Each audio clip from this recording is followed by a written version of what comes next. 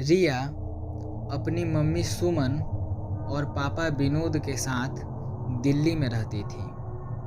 वह हर बार अपने mummy papa के साथ गर्मी की छुट्टियों में ननिहाल जाती। उसका ननिहाल अलीगढ़ ज़िले में स्थित था।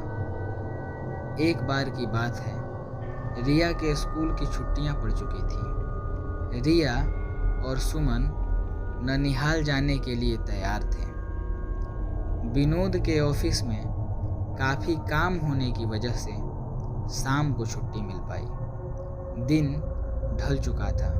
सुमन ने कहा, अब रहने दो, अब जाने का समय नहीं है। सुबह होते ही हम अलीगढ़ को निकल जाएंगे। इस पर विनोद ने कहा, हमारे पास खुद की कार है।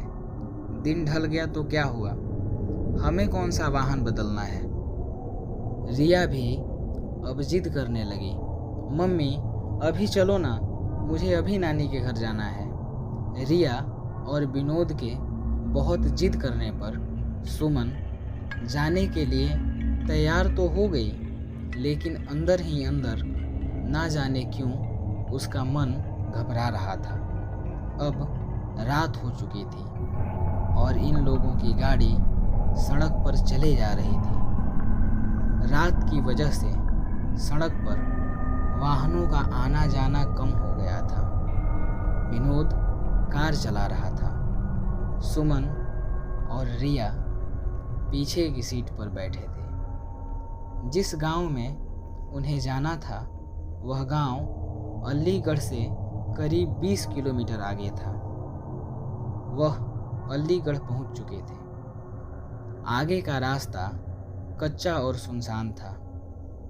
वहां कोई आता जाता भी नहीं दिख रहा था। गाड़ी अब कच्चे रास्ते पर चले जा रही थी। थोड़ी ही दूर चलने के बाद गाड़ी अचानक रुक गई। रिया ने कहा, पापा क्या हुआ, गाड़ी बंद कैसे हो गई।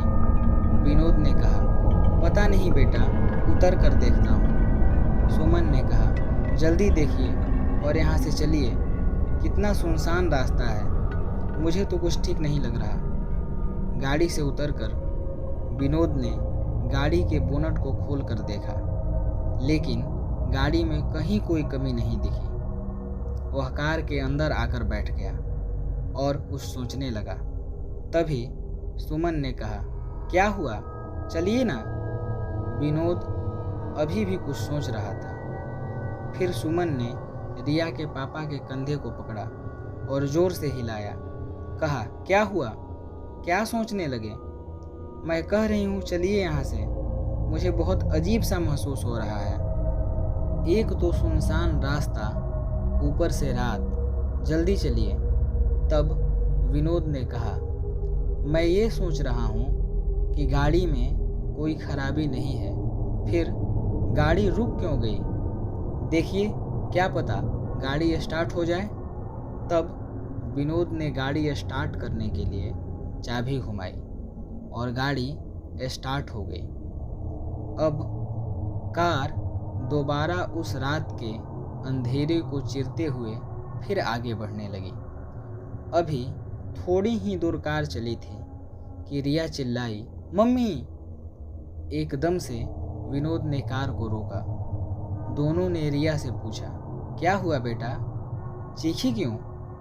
इस पर रिया ने कहा, पापा मुझे ऐसा लगा जैसे हमारी कार के नीचे एक आदमी और औरत आ गए हैं। विनोद ने कहा, नहीं बेटा, ऐसा कुछ भी नहीं है। अगर वह औरत और आदमी हमारी कार के नीचे आ जाते तो हमें भी तो पता चलता ना। और वैसे भी रात बहुत हो गई है, मुझे नहीं लगता ऐसे में इस रास्ते पर हमारे अलावा कोई और भी होगा। रिया की आंखें डर से फटी हुई थीं और वह कह रही थी, नहीं पापा, ट्रस्ट मी, मैंने देखा उस आदमी और औरत को। सुमन ने कहा, गाड़ी थोड़ी तेज चलाइए। गाड़ी की रफ्तार विनोद ने तेज कर दी। तभी कार के शीशे में विनोद को एक डरावना चेहरा दिखा। उस डरावने चेहरे को देखते ही विनोद का हाथ स्टीयरिंग से छूट गया और गाड़ी का बैलेंस बिगड़ने की वजह से गाड़ी इधर उधर जाने लगी। जैसे तैसे करके विनोद ने अपने आप को और गाड़ी को संभाला।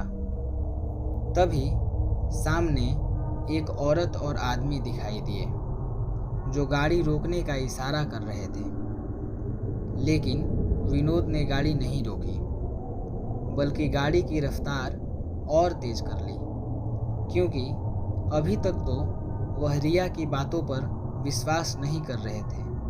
और अचानक से उन दोनों आदमी और औरत का ऐसे कार के सामने आना और लिफ्ट मांगना सुमन और विनोद को डर से भर देने के लिए काफ़ी था। विनोद तो पसीने से लथपथ गाड़ी को अंधाधुंध रफ्तार में भगाए जा रहा था। तभी ये क्या, वह औरत और आदमी जिसको विनोद ने पीछे छोड़ा था फिर सामने खड़े थे और गाड़ी रोकने का इशारा कर रहे थे।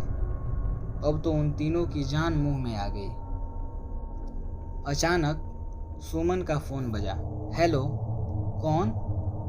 दूसरी तरफ से सुमन का भाई अर्जुन बोल रहा था। हेलो दीदी, कैसी हो आप? सुमन ने कहा, भैया कुछ ठीक नहीं है, इस रास्ते पर बहुत गड़बड़ है। और सुमन ने उन दोनों आदमी और औरत के बारे में भी अर्जुन को बताया। तब अर्जुन ने कहा, दीदी आप चिंता मत करो, मैं अभी आता हूँ।